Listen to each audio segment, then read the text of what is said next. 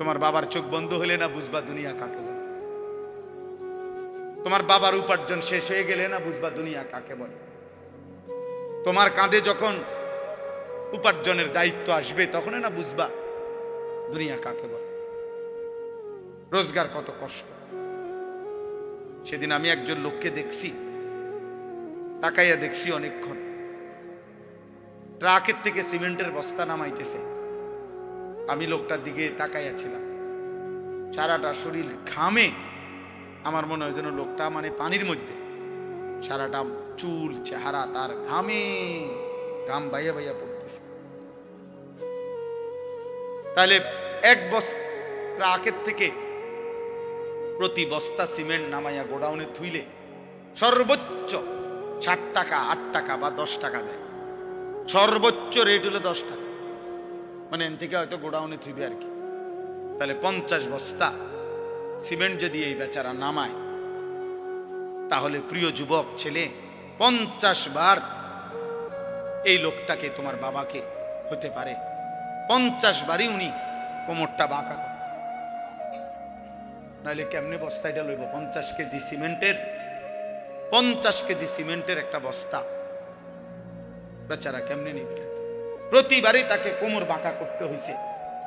প্রত্যেক বস্তা সিমেন্ট হয়তো ফালাইয়া ছোট্ট একটা গামছা হয়তো কোমরের থেকে খুলে আবার ঘাম মুছছে, আবার আরেক বস্তা লেগে গেছে, আর গুনছে কয় বস্তা হইল। বিনিময়ে 500 টাকা, হয়তো 50 বস্তায় 500 টাকা পাইছে, 10 টাকা করে। সেখান থেকে ভাঙ্গাইয়া তোমারে 200 টাকা দিছিল। তুমি বলছো তোমার স্কুলে দিতে হবে, সেই ঘামে ভেজা 200 টাকা। আর তুমি জানো আর সেই 200 টাকায় মোবাইলে ঢুকায়া উলঙ্গ ছবি আর নাচ গান নর্তকী দেখে শেষ করে দিছ। তুমি সন্তান না, বরং তুমি জানো আর।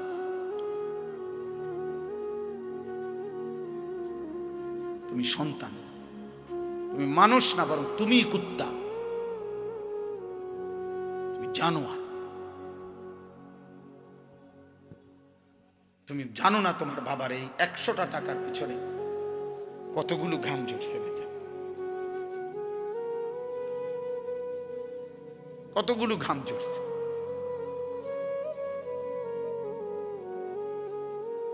হ্যাঁ, আমার আব্বা ছোটবেলায় আমরা দেখছি সারাদিন স্কুল করে আব্বা যখন আসতেন, প্রাইমারি স্কুলে মাস্টারি করতেন, মসজিদে ইমামতি। আমার আব্বার একটা বা দুইটা গেঞ্জি ছিল, গেঞ্জিগুলোর এই পাশে এই পাশে ঘামে ভিজা। তো আমার মনে আছে কোনো সময় গেঞ্জি ধুইতে দিলে আমরা ধুইতাম না, আমি ফাটতাম না, মানে ঘামের গন্ধে বাবার গেঞ্জি ভিজা থাকতো। সেখান থেকে আব্বা, আমার মনে আছে, মাস শেষে প্রতি 300 টাকা মাদ্রাসায় পাঠাইছে আমার লেগে। একটা পোস্ট কার্ডে তখন মানি অর্ডার করতে হইতো টাকা, তো মানি অর্ডার করলে একটা ছোট্ট পোস্ট কার্ড আছিল, এটার মধ্যে নাম ঠিকানা লিখতে হইতো, নিচে দিয়া একটু জায়গা ছিল, এখানে নিজস্ব কোনো কথা থাকলে লিখতে হইতো। আব্বা লিখতো, আনিস তোমার জন্য 300 টাকা পাঠাইলাম, বাবা টাকা পাইয়া জানাইও। তো আব্বারে জানাইতাম যে বাবা টাকা পাইছে। এই 300 টাকা গুনে গুনে 2 টাকা ডাইলবাজি, 2টা পরোটা, এমনি আমি গুনে গুনে খাইতাম, হিসাব গুনে গুনে। এই জন্য দোস্ত আমার, বন্ধু আমার, আমি বিষয়টা বললাম, মেহনত, যথাযথ পরিশ্রম মানুষকে দুনিয়াতেও ভালো করে, আখিরাতেও ভালো। অনেক নওজোয়ান মাশাআল্লাহ, প্রিয় ভাই, আমি অনুরোধ করি পরিশ্রমী হও, মেহনতি হও।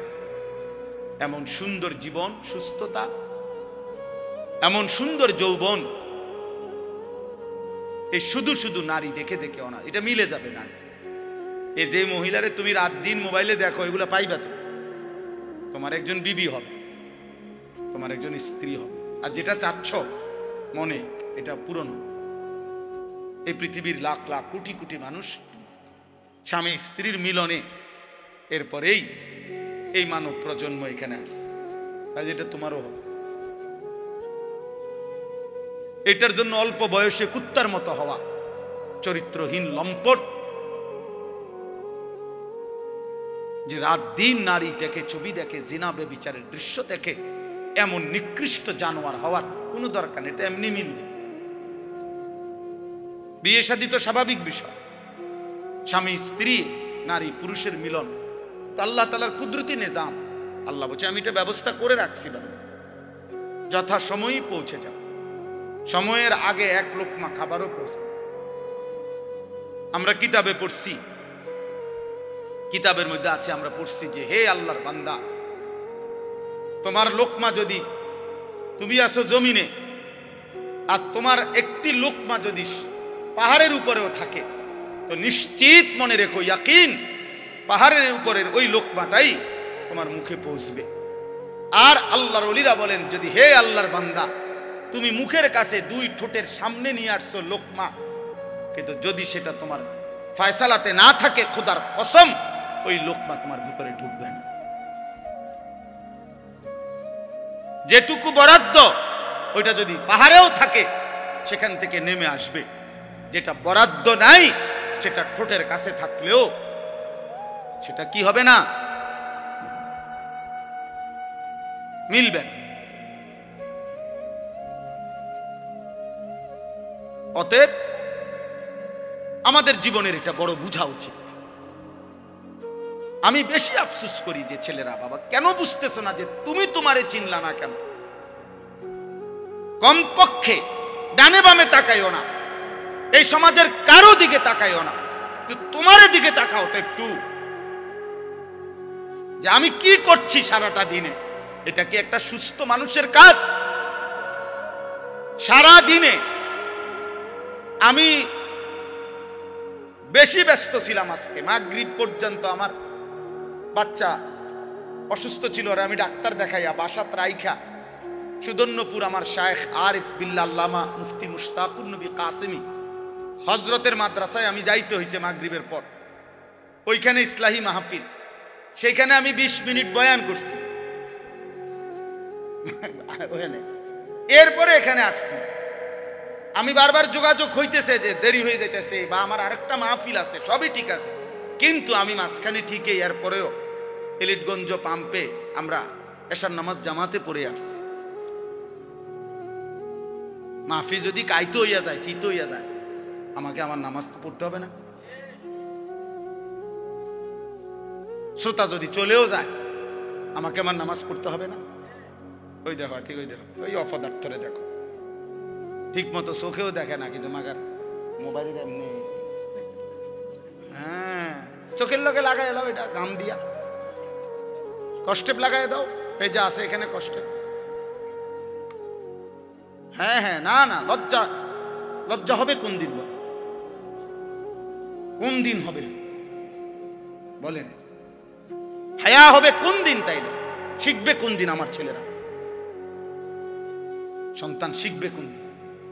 ফেরাবে কে এদেরকে? কারো। সবাই আমরা, সবাই ভাবতেছেন পাশ কাইটা জায়গা, সবাই ভাবতেছেন মাথা নোয়া জায়গা, সবাই ভাবতেছেন যার যার রুমে ঢুকে গেলে, ঘরে ঢুকে গেলে দরজা বন্ধ করে দিলে নিরাপদ। আল্লাহর কসম, কোন সমাজের মধ্যে যদি জিনা বেড়ে যায়, বেবিচার বেড়ে যায়, নারী ছেলে মেয়ের অবাধ মেলামেশা চলাফেরা যদি বেড়ে যায়, রব্বে কাবার কসম কিতাবে আছে, ওই সমাজের কোন ঘর আর পবিত্র নারী মেলা কঠিন হয়ে যায়। আগামীর প্রজন্ম হয়তো নেককার মেয়ে, চরিত্রবান মেয়ে, সতী সাথী মেয়ে মিলাটা কঠিন হয়ে যাবে যদি জেনা বেবিচার আর পরকিয়া আর হারাম অসভ্যতা এইভাবে ছড়িয়ে যায়। বর্তমান সময়ে মানুষের সবচেয়ে বেশি যেই গুণাটি হচ্ছে, সেটা হলো এই চোখের গুণ। কিসের গুণা বলেন? এই চোখের। দিবা নিশি আমাদের মা বোনেরা বেপর্দা রাস্তায় চলছে, নিজেদের ভিন্ন রকমের অঙ্গভঙ্গি, আর এটা পুরুষ প্রতিনিয়ত দেখছে, অথচ এটা হারাম। মোবাইলে প্রতিনিয়ত কিশোর যুবক ছেলেরা, একটা বয়সী ছেলেরা একেবারে বেসামাল এই বড় মোবাইল ব্যবহার করে রাত নাই দিন নাই সারা রাত নারী ছবি অস্থি দৃশ্য দেখছে। অথচ খোদার কসম এটা একদিন জাহান্নাম ছাড়া আর কিছুই মিলবে। আল্লাহ নবী সাল্লাল্লাহু আলাইহি সাল্লাম বলেছেন, যে ব্যক্তি কোনো নারীর সৌন্দর্য হারাম, যেটা তার দেখার অনুমতি নাই, সে দেখলো, খোদার কসম নবী বলছে কিয়ামতের দিন তার দুই চোখে সীসা জাহান্নামের আগুনে গলাইয়া এরপরে সীসা ঢেলে দেওয়া হয়, সীসা ঢেলে দেওয়া হয়, সীসা ঢেলে দেওয়া। অতএব আপনাদের কাছে অনুরোধ করছি, এই ছোট্ট কথাটা আল্লাহ তাআলা আমাদেরকে বলছেন, ইয়াগুদ্দু মিন আবসারিহিম, চোখ নামাও, চোখ। যুবক ভাই, তোমরা অনেক নওজোয়ান, মাশাআল্লাহ, প্রিয় সন্তান, নিজের উপরে দয়া করো। এই মোবাইলের অব্যাহত নেশা তোমারে ক্ষতিগ্রস্ত করবে। একদিন তুমি দুনিয়াও আগামাতা কিছুই খুঁজে পাবা না, আখেরাত।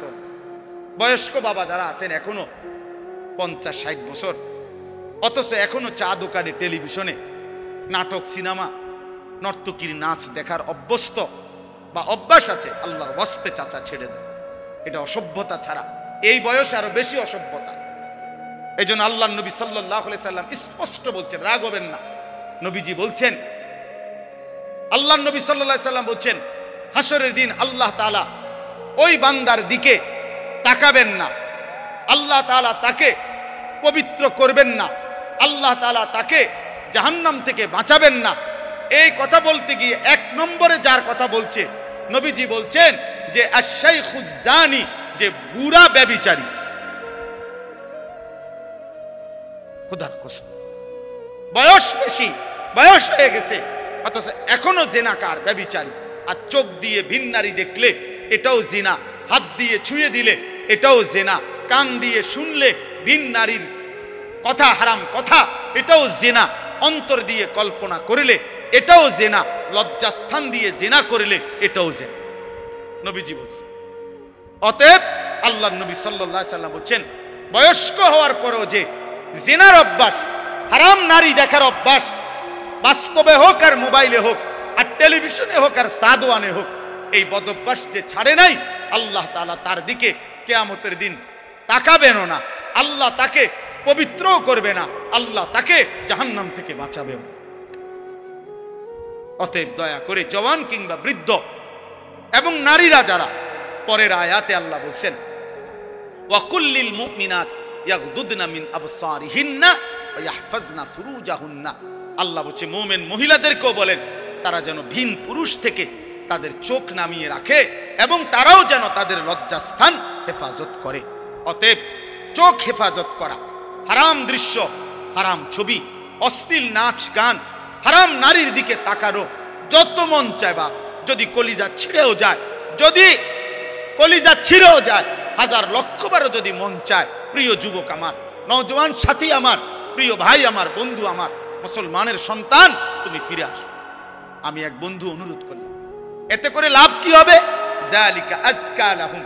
কোরআনের এই আয়াতে আল্লাহ বলেন, যদি কেউ এই 2টি কাজ করে, 1 চোখ হেফাজত করে, 2 লজ্জাস্থান হেফাজত করে, আল্লাহ বলেন আমি ওয়াদা দিলাম, আমি তার অন্তর 100 100% আমি তার দিল পবিত্র করে দেব, 100% পবিত্র।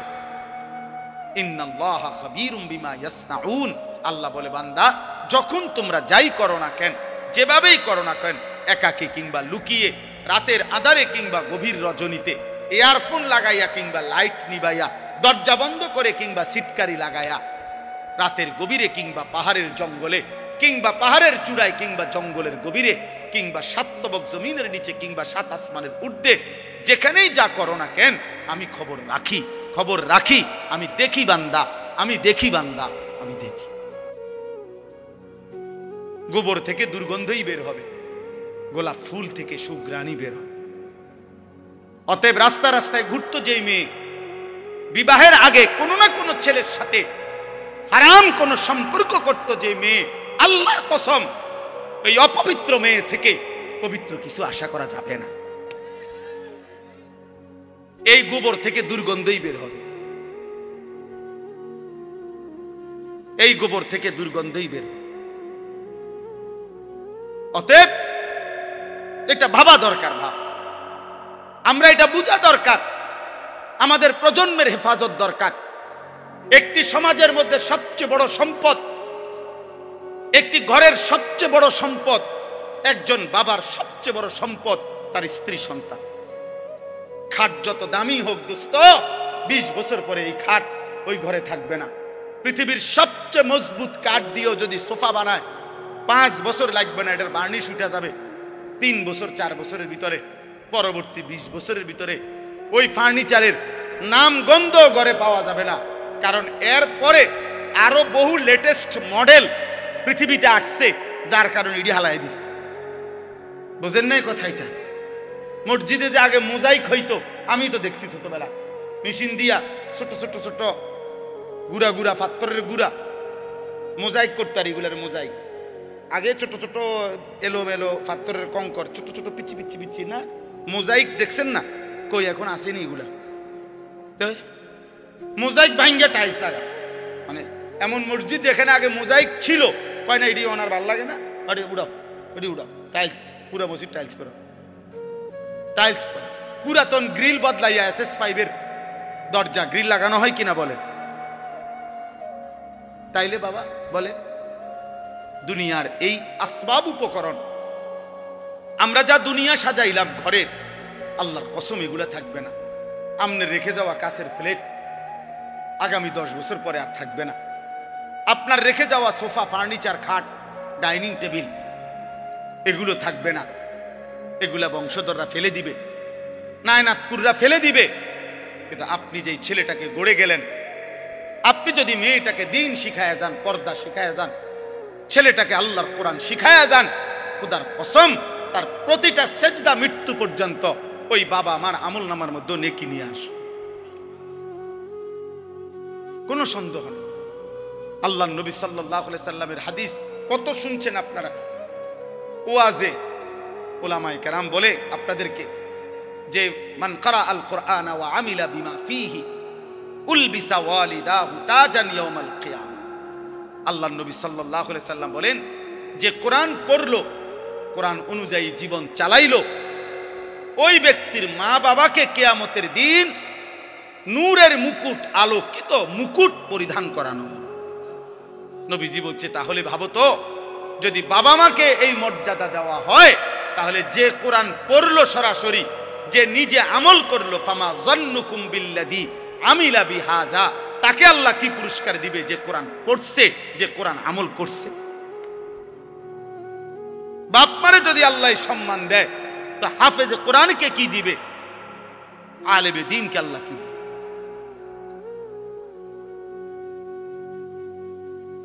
এজন্য প্রিয় ভাই, প্রিয় বাবা, সবাই মিলে গুনাহ ছাড়েন। আমার মূল বক্তব্য আজকে এতটুকু, গুনাহ ছেড়ে দিতে হবে। আখিরাত যদি পাইতে হয়, জাহান্নাম থেকে বাঁচতে হলেও গুনাহ ছেড়ে দেওয়া জরুরি, জান্নাতে প্রবেশ করতে হলেও গুনাহ ছেড়ে দেওয়া জরুরি। এক মুমিনের ডিউটি 2টা। একজন মুসলমানের জীবনের 24 ঘন্টা কাজ 2টা। 1 গুনাহ বর্জন করা, 2 আদেশ পালন করা। খালাস, এরই নাম জীবন, এরই নাম মুসলমান, এরই নাম তাকওয়া, এর পিছনেই জান্নাত। উইদ্দাত লিল মুত্তাকিন, রব্বুল আলামিন বলে জান্নাত বানানোই হয়েছে মুত্তাকিদের জন্য। আর মুত্তাকি বলেই তাকে ওই মুমিনকে, যে মুমিন প্রথমত গুনাহ বর্জন করে, দ্বিতীয়ত আদেশ পালন করে। আদেশ পালন, সতর খোলা রাখা।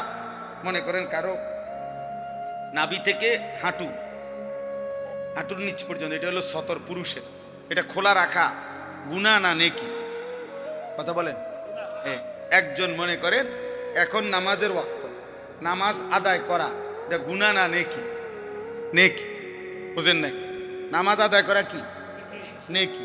সতর ঢাকা মানে সতর খোলা রাখা, এটা কি গুনাহ। এ শরীয়তের মাসআলা হইল যে এক্ষেত্রে কোনটা আগে ফরজ? ফরজ হইলে আগে সতর ঢাকা ফরজ, এরপরে নামাজ পড়া।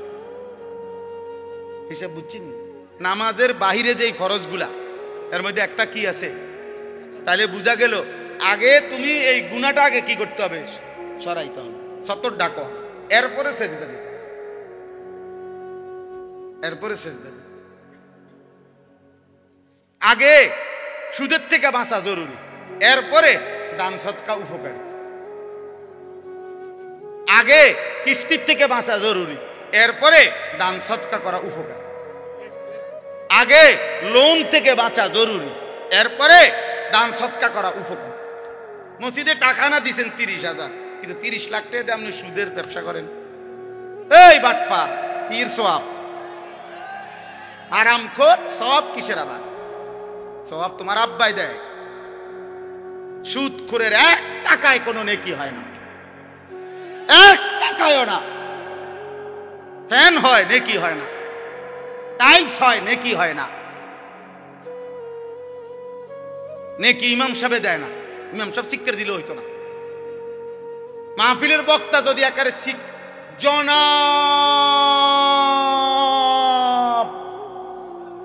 অমুকে অমুক 30,000 মার হাবা, আবারে মার, যা ফারস মার, তারে পেহা দিল কেন, মার কন্যা। ফেরেশতা বলবে আল্লাহ সুদের টাকা, আল্লাহ বলবে বাদ দাও, আলাই দাও, টেহা লই এলা খেরা, কিন্তু তুমি লেখো না, নেকি লেখো। টাকা নেওয়া যায়, বলে নেয় কেন? হ্যাঁ নেওয়া যায়, এইটাও কথা। আপনি হয়তো বলবেন আরে এরপরে হুজুর আপনারা নেন কা, টাকা নেওয়া যায় কিন্তু নেকি হবে না। এইটাই এখন বুঝাইছিলাম ওই নুরুন নবী ভাইরে, আমার গাড়ির ছিল। এটা জরুরি বিষয়। নেকি হবে না, নেকি হইতে হইলে হালাল হইতে হবে। দুনিয়াবি লেনদেন করা এটা ভিন্ন মাসআলা। আপনি যদি না বুঝেন আপনার আলেম থেকে বুঝে নিয়ে, কিন্তু বুঝাইতে চাচ্ছি এটা জরুরি। বাপ গুনাহ ছেড়ে দাও। তাহলে আগে জরুরি কি বলেন? আমি কথা শেষ করে ফেলবো এখন। আগে জরুরি কি? দাফউল মুদাররাতি মুকদ্দামুন আলা জালবিল মানফা। আরবি ভাষার গুরুত্বপূর্ণ মূলনীতি এটা, যে আগে ক্ষতি সরাও, এরপরে উপকার আনো। উপকার পরে, আগে কি? কথা বলেন না, ক্ষতি সরাও এইটারে। আচ্ছা মনে করেন একটা জানালার গ্রিল, এটার মধ্যে রং দিবে, কি দিবে? এই রং দিতে গেলে মনে করে এটা পুরান হয়ে গেছে, ঝংকার পড়ে গেছে, এর নিয়ম কি? আগে ঝংকার ফেলতে হবে না আগে রং দিতে হবে? আগে সিরিজ কাগজ দিয়া ঝংকার ফেলতে হবে, এরপরে কি করতে হবে? আগে ক্ষতি সরাও, আগে গুনাহ ছাড়ো, এরপরে সেজদা দাও। এক সেজদা আল্লাহর আরশ ছুঁয়ে যাবে। একবার জমিন থেকে আল্লাহ ডাক দিবা, রবের আরশ কাঁপাও। শর্ত কি? গুনাহ ছেড়ে, গুনাহ ছেড়ে, গুনাহ ছেড়ে। আর বাংলা উদাহরণ দেই, আমরা বাঙালি উদাহরণ আছে। কোন ব্যক্তি মনে করেন কারো বাড়ির দরজায় গেইটে ভিক্ষার জন্যই মনে করেন হাত পাতছে, এই সময় বাড়িওয়ালার কুকুর, পালা কুকুর খেউ খেউ করিয়া দরজার সামনে আইছে, বেড়ারে মানে ধরে লেব দশা। এখন এই লোক কি বলবে? বাড়িওয়ালার আগে কি বলবে? যে কি সরাও, আমার চাল লাগতো না ভাই, আল্লাহর দোহাই, আমার কি লাগবে না, তুই এটা সরা ভাই, এটা সরা। কামড় না দোক, কামড় না দোক, শুধু এইটারে কয় কি? ভিক্ষা থাক, কুত্তা সামলাও, চাল লাগবে না, উপকার করণ লাগতো না ভাই, ক্ষতি যাতে না করে,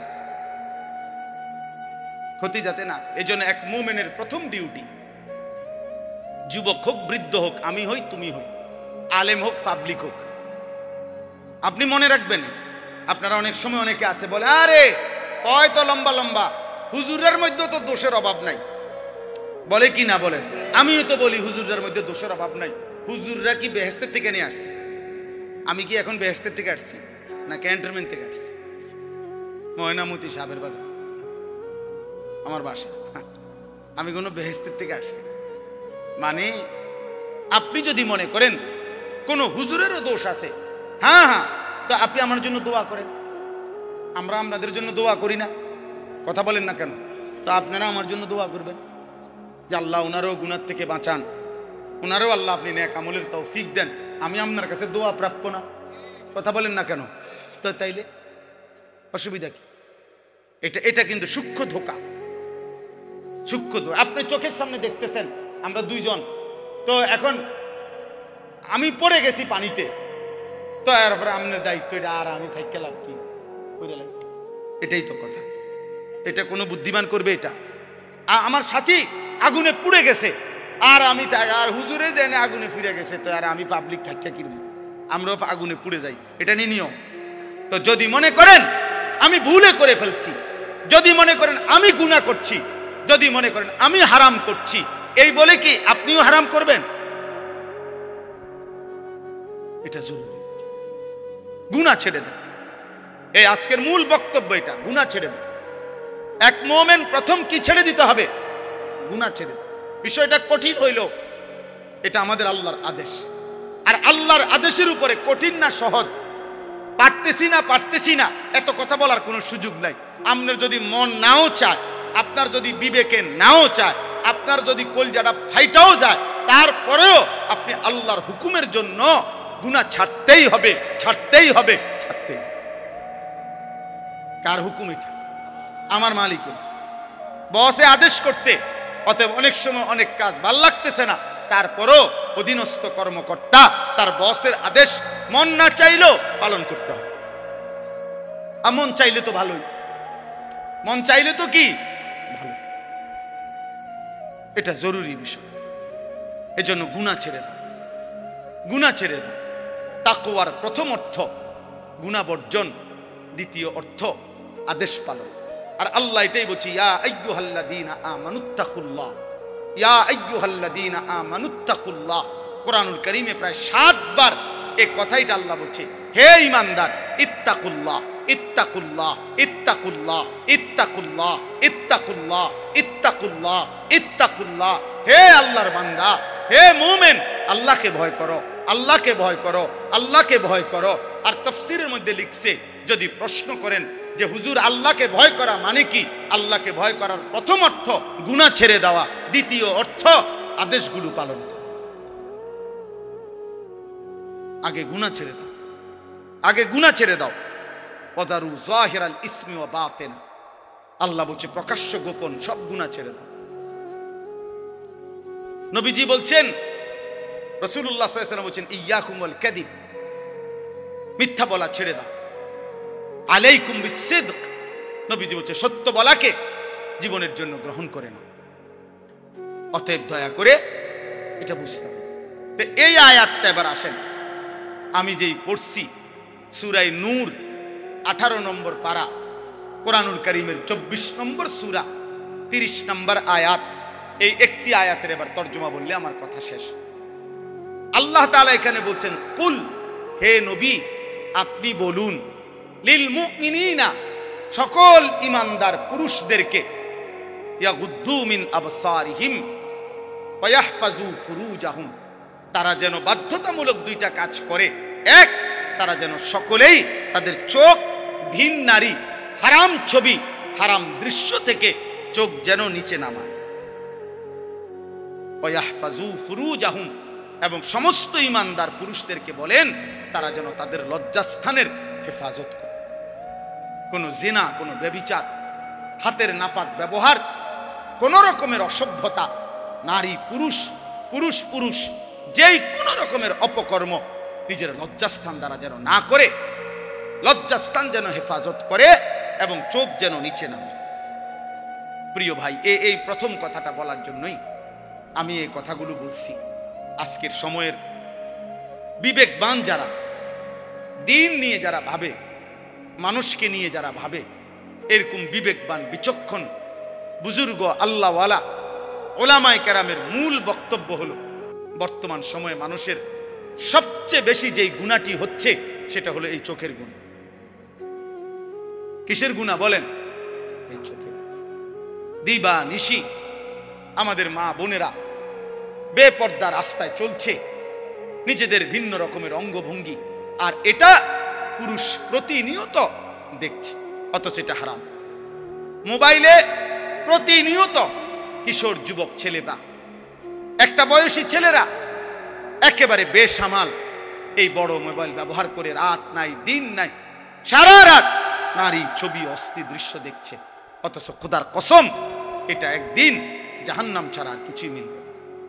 আল্লাহ নবী সাল্লাল্লাহু আলাইহি সাল্লাম বলেছেন, যে ব্যক্তি কোনো নারীর সৌন্দর্য হারাম, যেটা তার দেখার অনুমতি নাই, সে দেখলো, খোদার কসম নবী বলছে কিয়ামতের দিন তার দুই চোখে সীসা জাহান্নামের আগুনে গলাইয়া এরপরে সীসা ঢেলে দেওয়া, সীসা ঢেলে দেওয়া, সীসা ঢেলে দেওয়া। অতএব আপনাদের কাছে অনুরোধ করছি, এই ছোট্ট কথাটা আল্লাহ তাআলা আমাদেরকে বলছেন, ইয়াগুদ্দু মিন আবসারিহিম, চোখ নামাও, চোখ। যুবক ভাই, তোমরা অনেক নওজোয়ান, মাশাআল্লাহ, প্রিয় সন্তান, নিজের উপরে দয়া করো। এই মোবাইলের অব্যাহত নেশা তোমারে ক্ষতিগ্রস্ত করবে। একদিন তুমি দুনিয়াও আগামাতা কিছুই খুঁজে পাবা না, আখেরাত। বয়স্ক বাবা যারা আছেন এখনো 50-60 বছর, অথচ এখনো চা দোকানে, টেলিভিশনে নাটক, সিনেমা, নর্তকীর নাচ দেখার অভ্যস্ত বা অভ্যাস আছে, আল্লাহর ওয়াস্তে চাচা ছেড়ে দেন। এটা অসভ্যতা ছাড়া এই বয়সে আরো বেশি অসভ্যতা। এই জন্য আল্লাহ নবী সাল্লাল্লাহু আলাইহি সাল্লাম স্পষ্ট বলছেন, রাগ হবেন না, নবীজি বলছেন, আল্লাহ নবী সাল্লাল্লাহু আলাইহি সাল্লাম বলছেন, হাসরের দিন আল্লাহ তাআলা ওই বান্দার দিকে তাকাবেন না, আল্লাহ তাআলা তাকে পবিত্র করবেন না, আল্লাহ তাআলা তাকে জাহান্নাম থেকে বাঁচাবেন না। এই কথা বলতে গিয়ে 1 নম্বরে যার কথা বলছে, নবীজি বলছেন যে আশ-শাইখুজ জানি, যে বুড়া ব্যভিচারী। খোদার কসম, বয়স বেশি, বয়স হয়ে গেছে, অথচ এখনো জিনাকার, ব্যভিচারী। আর চোখ দিয়ে ভিন নারী দেখলে এটাও জিনা, হাত দিয়ে ছুঁয়ে দিলে এটাও জিনা, কান দিয়ে শুনলে ভিন নারীর কথা, হারাম কথা, এটাও জিনা, অন্তর দিয়ে কল্পনা করলে এটাও জিনা, লজ্জাস্থান দিয়ে জিনা করলে এটাও জিনা, নবীজি বলছে।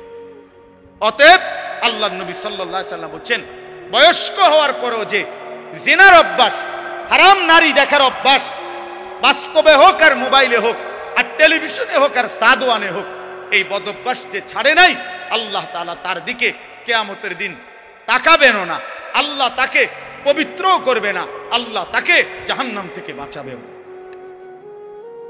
অতএব দয়া করে জওয়ান কিংবা বৃদ্ধ এবং নারীরা যারা, পরের আয়াতে আল্লাহ বলছেন, ওয়াকুল্লিল মুমিনাত ইয়াগদুদনা মিন আবসারিহিন্না ওয়া ইয়াহফাজনা ফুরুজাহুন্না। আল্লাহ বলছে মুমিন মহিলাদেরকেও বলেন তারা যেন ভিন পুরুষ থেকে তাদের চোখ নামিয়ে রাখে এবং তারাও যেন তাদের লজ্জাস্থান হেফাজত করে। অতএব চোখ হেফাজত করা, হারাম দৃশ্য, হারাম ছবি, অশ্লীল নাচ গান, হারাম নারীর দিকে তাকানো, যত মন চায়, বা যদি কলিজা ছিঁড়েও যায়, যদি কলিজা ছিঁড়েও যায়, 1000 লক্ষবারও যদি মন চায়, প্রিয় যুবক আমার, নওজোয়ান সাথী আমার, প্রিয় ভাই আমার, বন্ধু আমার, মুসলমানের সন্তান, তুমি ফিরে আসো। আমি এক বন্ধু অনুরোধ করলাম, এতে করে লাভ কি হবে? যালিকা আযকা লাহুম। কোরআনের এই আয়াতে আল্লাহ বলেন, যদি কেউ এই 2টি কাজ করে, 1 চোখ হেফাজত করে, 2 লজ্জাস্থান হেফাজত করে, আল্লাহ বলেন আমি ওয়াদা দিলাম, আমি তার অন্তর 100 শতভাগ আমি তার দিল পবিত্র করে দেব, 100 ভাগ পবিত্র। ইন্নাল্লাহা খাবীরুম বিমা ইয়াসনাউন। আল্লাহ বলে, বান্দা যখন তোমরা যাই করো না কেন, যেভাবেই করো না কেন, একাকী কিংবা লুকিয়ে, রাতের আধারে কিংবা গভীর রজনীতে, ইয়ারফোন লাগাইয়া কিংবা লাইট নিবাইয়া, দরজা বন্ধ করে কিংবা সিটকারি লাগাইয়া, রাতের গভীরে কিংবা পাহাড়ের জঙ্গলে কিংবা পাহাড়ের চূড়ায় কিংবা জঙ্গলের গভীরে কিংবা 7 তবক জমিনের নিচে কিংবা 7 আসমানের ঊর্ধ্বে, যেখানেই যা করো না কেন, আমি খবর রাখি, আমি দেখি বান্দা, আমি দেখি বান্দা, আমি দেখি।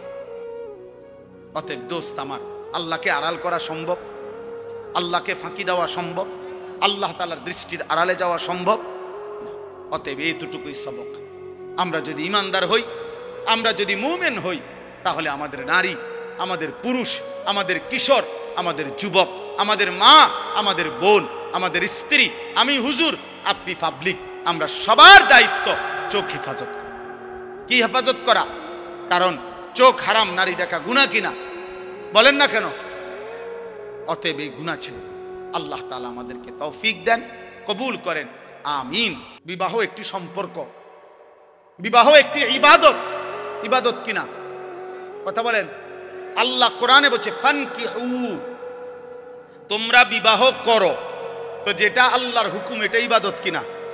নবীজি সাল্লাল্লাহু আলাইহি সাল্লাম বলছে আন-নিকাহু মিন সুন্নতি, বিবাহ আমি রাসূলের সুন্নাত। তো যেটা নবীর সুন্নাত এটা উৎসব নাকি ইবাদত? এটা ফুর্তি নাকি ইবাদত? নবীর সুন্নত এটা ফুর্তি নাকি ইবাদত? তাহলে বিবাহ কি? ইবাদত। আল্লাহর হুকুম এ কারণেও ইবাদত, নবীর সুন্নাত এ কারণেও ইবাদত। ইবাদত ইবাদত এক। দুই নাম্বার, বিবাহ মানে একটি ছেলে মেয়ের এই সম্পর্ক শুধু উপভোগের সম্পর্ক নয়, বরং এই স্বামী স্ত্রী মানে এখান থেকে কিয়ামত পর্যন্ত একটি প্রজন্ম। আমার দাদা দাদির মিলনে আমার বাবা, মা বাবার মিলনে আমি, আমার স্ত্রীর পরে আমার সন্তান। তাইলে এইভাবে এটা একটা সিরিয়াল, এটা একটা সিরিয়াল। আমার দাদা 5 ওয়াক্ত নামাজ পড়ছেন রমজান মাসে, পুরা রমজানে মসজিদে ছিলেন, শেষ 10 দিন এতেকাফ করছেন। ঈদের চাঁদ উঠছে, ঈদের দিন দাদা সকালবেলা ভোরে মসজিদ থেকে বের হইয়া ঈদের নামাজ পড়া ঘরে আসছে। চাচারে কইছে, ছোট চাচারে যে আমি আমার শ্বশুর বাড়ির যামু, আমার একটা রিস্কা আইনা দে। আমার চাচার নাম হোসেন, মানে হুসাইন। ওই যে হোসেন, আমারে একটা রিস্কা আইনা দে ফুত, আমি আমার শ্বশুর বাড়ির যামু। দাদা বুড়া মানুষ। আমার চাচা বলছে আব্বা আমনে মুরব্বী মানুষ, শেষ বয়স, আপনি অন মাত্র মসজিদে অন কি শ্বশুর বাড়ি যাইবেন? আমরা সব সেমাই চিনি রাঁধছি, আপনি খাবেন। দাদা কয় না আমি জামুই, তুই রিস্কা না আনলে বাদ দে। নাতি মানে আমার চাচার ছেলে ইদ্রিস, পরে বলছে নাতি তুই আমার হাতে ধর, দাদা জামুই শ্বশুর বাড়ি। এই কথা বলে দাদা একটু সামনে গেছে, মাঝ পথে পাশের গ্রাম, 2 গ্রাম পরে আমার দাদার শ্বশুর বাড়ি ছিল। দাদা মাঝখানেই রাস্তায় কাইত হইয়া পড়ে গেছে। সন্ধ্যাবেলায় আমার দাদা কবরে চলে গেছে, মারা গেছে। আমার দাদা ঠিকই বুঝছে যে আমি শ্বশুর বাড়ি যাব। তাহলে আমার দাদা নেককার ছিলেন, নেককার ছিলেন, নিজের হাতে মসজিদ গড়ে গেছেন।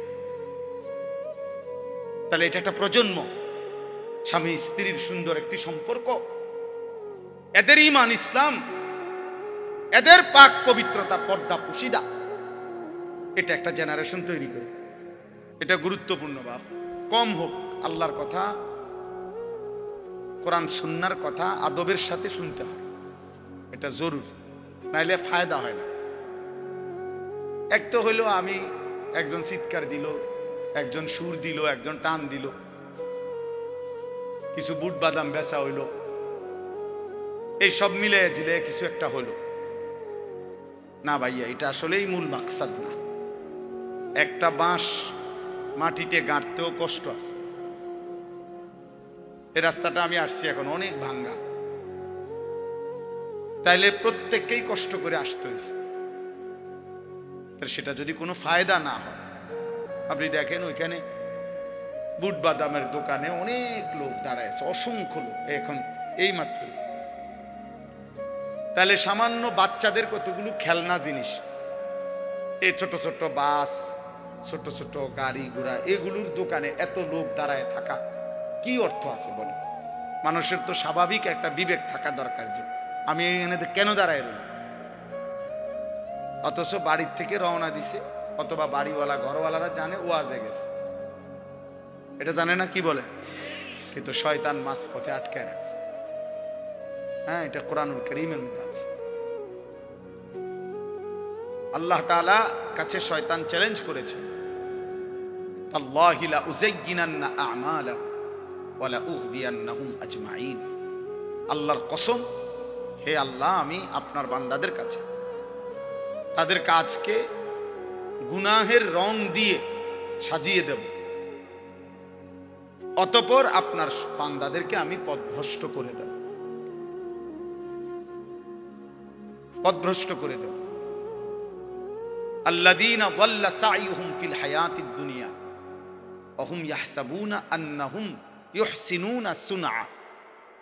কোরআন শরীফে আছে, আল্লাহ বলেন অসংখ্য ক্ষতিগ্রস্ত বান্দা আছে এমন, দিন রাত তারা তাদের পরিশ্রম কর্মকাণ্ড কাজকর্মের দ্বারা ভাবতেছে অনেক ভালো কিছু করছে।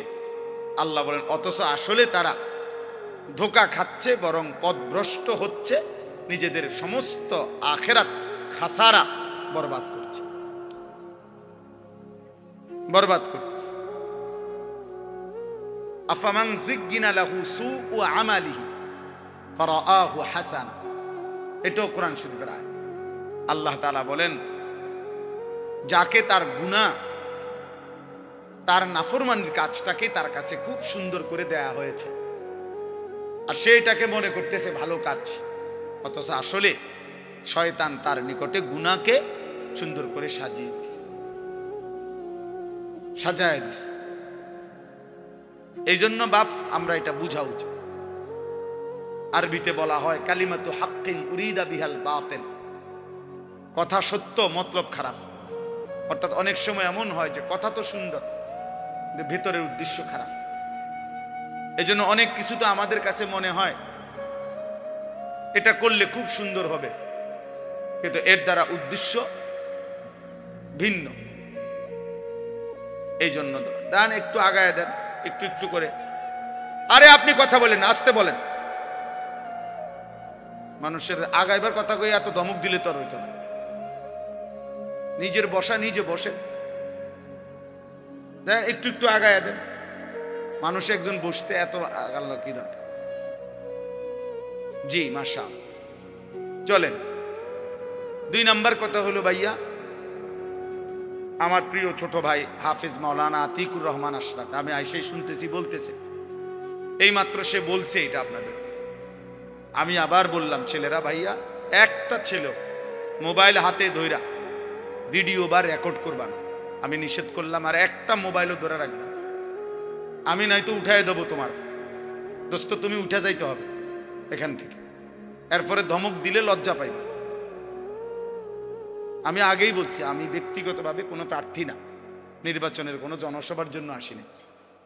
আমার একটা মার্কা আছে, সবাই একটু খেয়াল রাখেন না, কোনো মার্কা নাই। কথা বুঝছেন কিনা? আমি কোনো প্রার্থী না, এটা কোনো নির্বাচনী জনসভা। অল্প একটু সময় আল্লাহর কথা বলা, আখিরাতের কথা মনে করায় দাও। ওয়াজের মূল মাকসাদ কি? মূল মাকসাদ আত-তারগীব ওয়াত তারহিব। অর্থ হলো জান্নাতের কাজের প্রতি উৎসাহিত করা, জাহান্নামের কাজের প্রতি ভয় প্রদর্শন করা। আত-তারগীব মানে হলো উৎসাহিত করা, আত-তারহিব মানে হলো ভয় প্রদর্শন করা।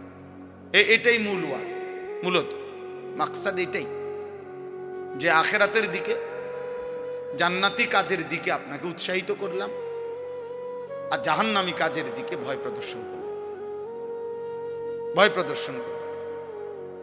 এটাই মূল বিষয়। এই জন্য দয়া করে অল্প একটু সময় আমরা মনোযোগ দিয়ে শুনলে ফায়দা হবে। মোবাইল নিয়ে সারাক্ষণ, আমি এখানে নামছি এই মাত্র গাড়িতে, পুরাটা জায়গা আমরা খেয়ালও করি নাই, ড্রাইভারও বুঝে নাই, মানে পুরা কাদা। আমি কাদার মধ্যে পাও ডাইবা গেছে, আমি আপনার লুঙ্গি সহ জামাটা উঠাইতেছি, আর ওই অপদার্থ এটারে ভিডিও করতেছি। তাহলে মানুষ কি পরিমাণ, ছেলেরা কি পরিমাণ বিকৃত মস্তিষ্ক, কি পরিমাণ প্রতিবন্ধী আপনি বেরোন। একটা জলজ্জান্ত বাস উড়ে যাচ্ছে, হাজার হাজার লোক ভিডিও করতেছে। একটা জলজ্জান্ত মানুষ পানিতে ডুবে যাচ্ছে, হাজার হাজার মানুষ ভিডিও করতেছে। এই হলো প্রজন্মের এখনকার হালাত, এখনকার জেনারেশনের হালাত হলে। এই কয়েকদিন আগে নোয়াখালীতে অনেকেই শুনছেন, একজন প্রবাসীর পরিবারের 7 জন একটা মাইক্রোজে পানি পড়ে গেছে, শুনছেন না, মারা গেছে। যে ওই লোকের একটা সাক্ষাৎকার দিছে, আমি নিজে শুনছি, বেচারা কানতে কানতে বলছে যে আমি মাইক্রোটা যখন পানি পড়ে গেছে, শত শত মানুষ আসছে পুকুরের পারে, আমি প্রত্যেকের কাছে কাকতি মিনতি করছি, অনুরোধ করছি, কেউ একটু নামলো না পানিতে, যে চেষ্টা করলো না, সকলেই শুধু মোবাইল দিয়ে ছবি উঠে। আল্লাহর কসম সে বলছে, সে আফসোস করছে। তা আমি একটা ছেলেকে বললাম এখন যে, আরে ভাই তুমি তো আগে আমার ধরো যে আমি কোনো পড়ে যাই কিনা বা কাদা, তুমি তো আগে এইটা সেভ করো না, তোমার আগে দরকার মুসাফা করতে, হুজুর আঞ্জা দিয়ে ধরে লিতে। এটা দোস্ত নতুন জেনারেশন, তোমরা বুঝা উচিত ভাই, বুঝা উচিত। একটা মোবাইল যদি জীবনের সবকিছু হয়ে যায় 24 ঘন্টা, এই জীবন সামনে আগাবে না। আখেরাত তো পরের বিষয় ধরলাম, দুনিয়াও বেশি দিন টিকবে, দুনিয়াও বেশি দিন টিকবে। গাফলত কোন মানুষকে, গাফেল মানুষ দুনিয়াতেও কোনো উন্নতি করতে পারে না, আখেরাতেও না। অমনোযোগী, অবহেলা, খামখেয়ালি, কাজের প্রতি নিষ্ঠা নাই, আগ্রহ নাই, পরিশ্রমের মানসিকতা নাই, ওই মানুষ দুনিয়াবি বাজার, ব্যবসা, লেনদেন, নিজের দুনিয়ার কাজেও ভালো করতে পারে। আমার আপনারা সবাই বুঝবেন, দেখেন, জিজ্ঞাসা করে, যেই দোকানদার কোন কাস্টমার যদি 3 বার 4 বার আইসা দেখে, মনে করেন এক সপ্তাহের মধ্যে উনি 3 বার আইসে এই দোকানে, আইসা 3 বারই দেখছে দোকান বন্ধ অথবা দোকানদার নাই, এরপরে সে পরবর্তী 6 মাসেও আর কোনোদিন এই দোকানে আসবে না, দেখেন সে বলবে যে এনে দোকানদার থাকে না, আর বলা যায় না এটা বন্ধও থাকতে পারে, এই শেষ, মানে তার ব্যবসা শেষ, সে আর দাঁড়াইতে পারে না। এই জন্য এটা একটা নিয়ম, কাজের প্রতি নিষ্ঠা থাকতে।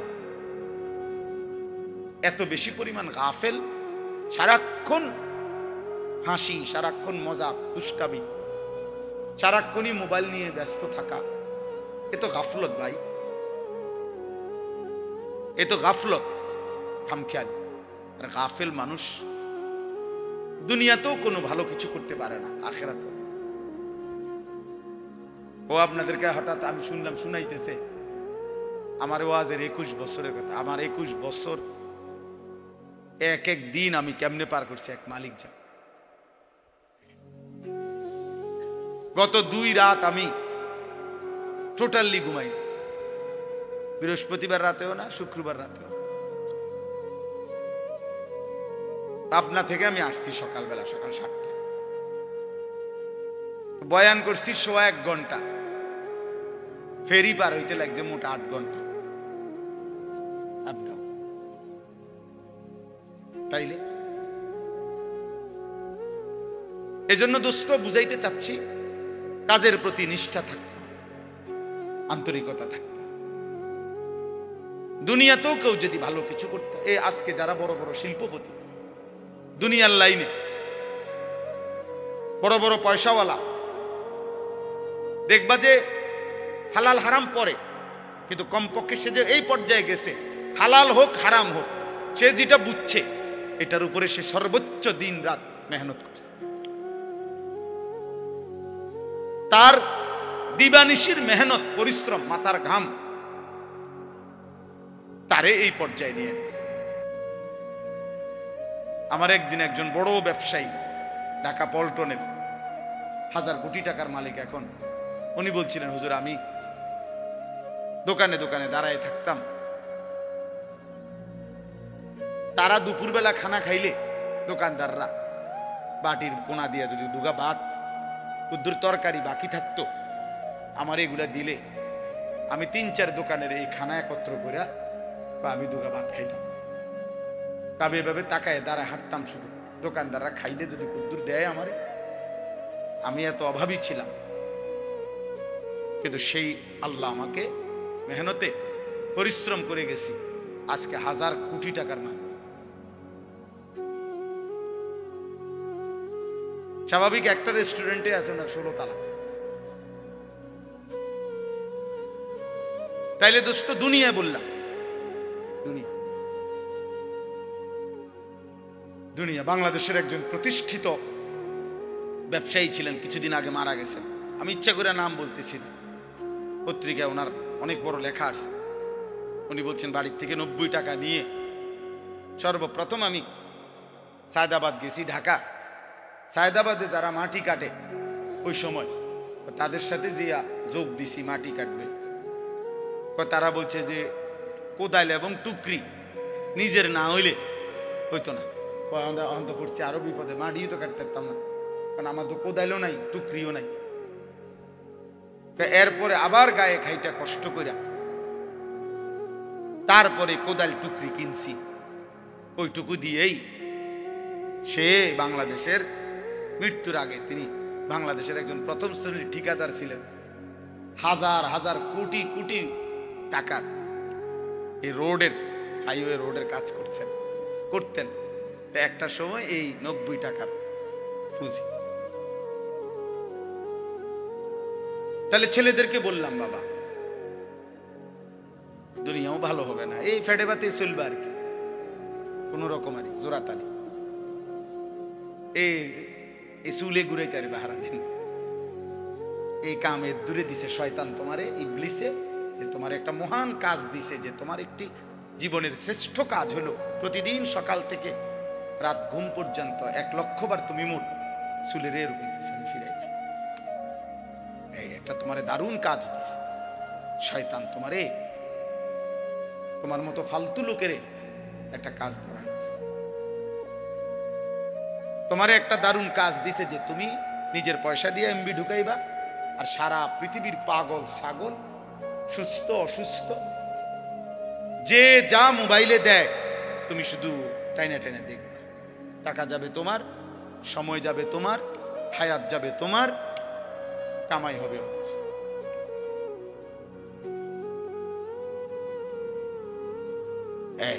তোমারে বুদ্ধি দিয়ে দিছে যে যেমনে পারো টাকা ব্যবস্থা করবে তুমি। তুমি বাপের টাকা চুরি করো, নয়তো মায়ের টাকা চুরি করো, নয়তো স্কুলের টিফিনের টাকা বাঁচায় রাখো, নয়তো যেভাবে পারো।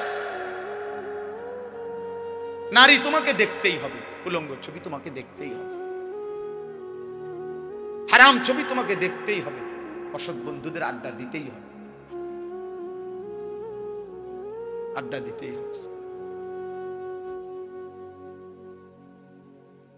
আল্লাহ আমাদেরকে হেফাজত করেন।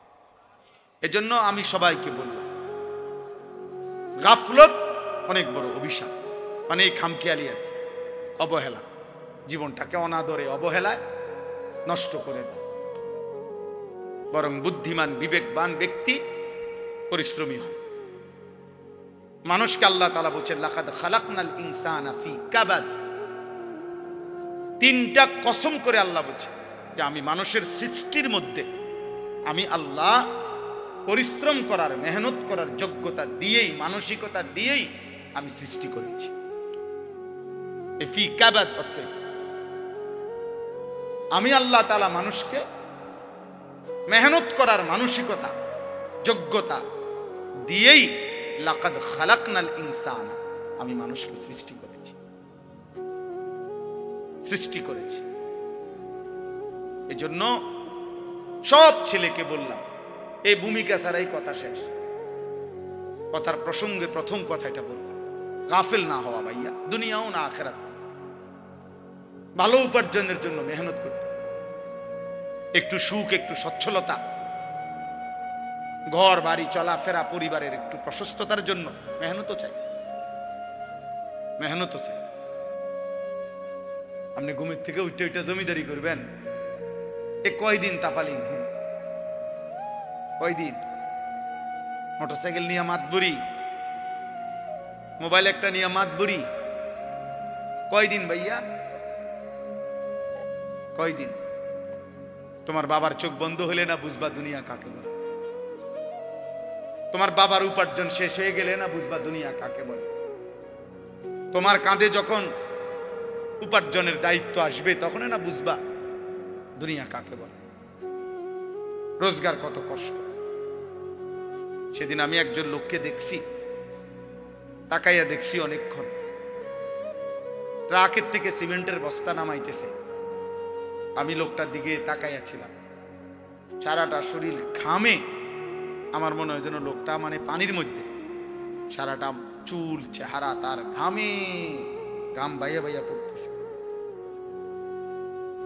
তাহলে এক বস্তা আগের থেকে প্রতি বস্তা সিমেন্ট নামাইয়া গোডাউনে থুইলে সর্বোচ্চ 60 টাকা 8 টাকা বা 10 টাকা দেয়। সর্বোচ্চ রেট হলো 10 টাকা, মানে এন থেকে হয়তো গোডাউনে থুইবে আর কি। তাহলে 50 বস্তা সিমেন্ট যদি এই বেচারা নামায়, তাহলে প্রিয় যুবক ছেলে 50 বার এই লোকটাকে, তোমার বাবাকে হতে পারে 50 বারই উনি কোমরটা বাঁকা। নাহলে কেমনে বস্তাটা লইব? 50 কেজি সিমেন্টের, 50 কেজি সিমেন্টের একটা বস্তা বেচারা কেমনে নিবে? প্রতিবারই তাকে কোমর বাঁকা করতে হয়েছে। প্রত্যেক বস্তা সিমেন্ট হয়তো ফালাইয়া ছোট্ট একটা গামছা হয়তো কোমরের থেকে খুলে আবার ঘাম মুছছে, আবার আরেক বস্তা লেগে গেছে, আর গুনছে কয় বস্তা হইল। বিনিময়ে 500 টাকা, হয়তো 50 বস্তায় 500 টাকা পাইছে, 10 টাকা করে। সেখান থেকে ভাঙ্গাইয়া তোমারে 200 টাকা দিছিল, তুমি বলছো তোমার স্কুলে দিতে হবে, সেই ঘামে ভেজা 200 টাকা। আর তুমি জানো আর সেই 200 টাকায় মোবাইলে ঢুকাইয়া উলঙ্গ ছবি আর নাচ গান নর্তকী দেখে শেষ করে দিছ। তুমি সন্তান না, বরং তুমি জানো আর।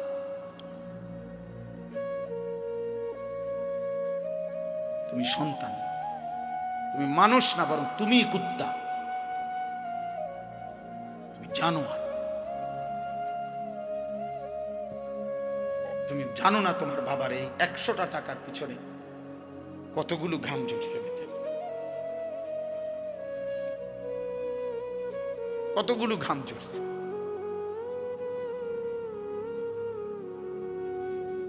হ্যাঁ, আমার আব্বা ছোটবেলায় আমরা দেখছি সারাদিন স্কুল করে আব্বা যখন আসতেন, প্রাইমারি স্কুলে মাস্টারি করতেন, মসজিদে ইমামতি। আমার আব্বার একটা বা দুইটা গেঞ্জি ছিল, গেঞ্জিগুলোর এই পাশে এই পাশে ঘামে ভিজা। তো আমার মনে আছে কোনো সময় গেঞ্জি ধুইতে দিলে আমরা ধুইতাম না, আমি ফাটতাম না, মানে ঘামের গন্ধে বাবার গেঞ্জি ভিজা থাকত। সেখান থেকে আব্বা, আমার মনে আছে, মাস শেষে প্রতি 300 টাকা মাদ্রাসায় পাঠাইছে আমার লেগে। একটা পোস্ট কার্ডে তখন মানি অর্ডার করতে হইতো টাকা, তো মানি অর্ডার করলে একটা ছোট্ট পোস্ট কার্ড আছিল, এটার মধ্যে নাম ঠিকানা লিখতে হইতো, নিচে দিয়া একটু জায়গা ছিল, এখানে নিজস্ব কোনো কথা থাকলে লিখতে হইতো। আব্বা লিখতো, আনিস তোমার জন্য 300 টাকা পাঠাইলাম, বাবা টাকা পাইয়া জানাইও। তো আব্বারে জানাইতাম যে বাবা টাকা পাইছে। এই 300 টাকা গুনে গুনে 2 টাকা ডাইলবাজি, 2টা পরোটা, এমনি আমি গুনে গুনে খাইতাম, হিসাব গুনে গুনে। এই জন্য দোস্ত আমার, বন্ধু আমার, আমি বিষয়টা বললাম, মেহনত, যথাযথ পরিশ্রম মানুষকে দুনিয়াতেও ভালো করে, আখিরাতেও ভালো। অনেক নওজোয়ান মাশাআল্লাহ, প্রিয় ভাই, আমি অনুরোধ করি পরিশ্রমী হোক, মেহনতি হোক। এমন সুন্দর জীবন, সুস্থতা, এমন সুন্দর যৌবন, এই শুধু শুধু নারী দেখে দেখে না, এটা মিলে যাবে না। এই যে মহিলারে তুমি রাত দিন মোবাইলে দেখো, এগুলা পাইবা তুমি, তোমার একজন বিবি হবে, তোমার একজন স্ত্রী হবে। আর যেটা চাচ্ছ মনে, এটা পূরণ। এই পৃথিবীর লাখ লাখ কোটি কোটি মানুষ স্বামী স্ত্রীর মিলনে এরপরেই এই মানব প্রজন্ম এখানে আসছে। আজ এটা তোমারও, এটার জন্য অল্প বয়সে কুত্তার মতো হওয়া, চরিত্রহীন লম্পট, যে রাত দিন নারী দেখে, ছবি দেখে, জিনা ব্যভিচারের দৃশ্য দেখে, এমন নিকৃষ্ট জানোয়ার হওয়ার কোনো দরকার নেই। এটা এমনি মিলবে। বিয়ে শাদী তো স্বাভাবিক বিষয়, স্বামী স্ত্রী, নারী পুরুষের মিলন, তো আল্লাহ তাআলার কুদরতি নিজাম। আল্লাহ বলছে আমি এটা ব্যবস্থা করে রাখছি, যথা সময়ই পৌঁছে যাও, সময়ের আগে এক লোকমা খাবারও পৌঁছে। আমরা কিতাবে পড়ছি, কিতাবের মধ্যে আছে, আমরা পড়ছি যে হে আল্লাহর বান্দা, তোমার লোকমা যদি, তুমি আছো জমিনে আর তোমার একটি লোকমা যদি পাহাড়ের উপরেও থাকে, তো নিশ্চিত মনে রেখো, ইয়াকিন, পাহাড়ের উপরের ওই লোকমাটাই তোমার মুখে পৌঁছবে। আর আল্লাহর ওলিরা বলেন, যদি হে আল্লাহর বান্দা, তুমি মুখের কাছে দুই ঠোঁটের সামনে নিয়ে আসছো লোকমা, কিন্তু যদি সেটা তোমার ফয়সালাতে না থাকে, খোদার কসম ওই লোকমা তোমার ভিতরে ঢুকবে না।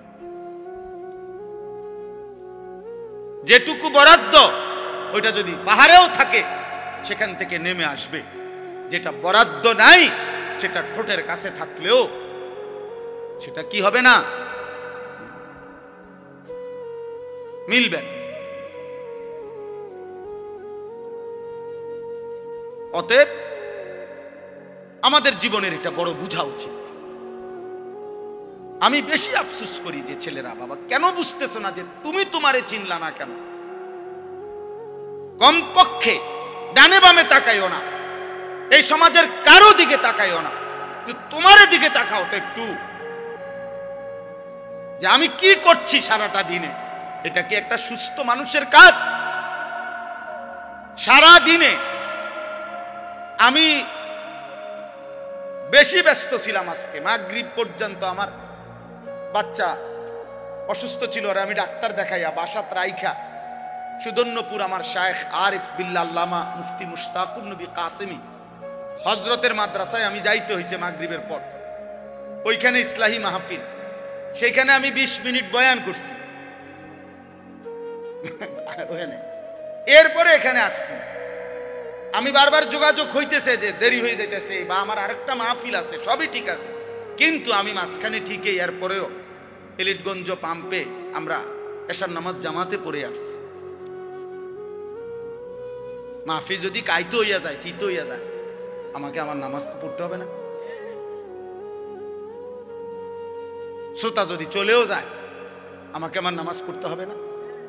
ওই দেখো, ঠিক ওই দেখো, ওই অপদার্থরে দেখো, ঠিক মতো চোখেও দেখে না, কিন্তু মাগার মোবাইলে এমনি, হ্যাঁ, চোখের লগে লাগাই এলাও, এটা গাম দিয়া কষ্টেপ লাগাই দাও, এই যে আছে এখানে কষ্টেপ।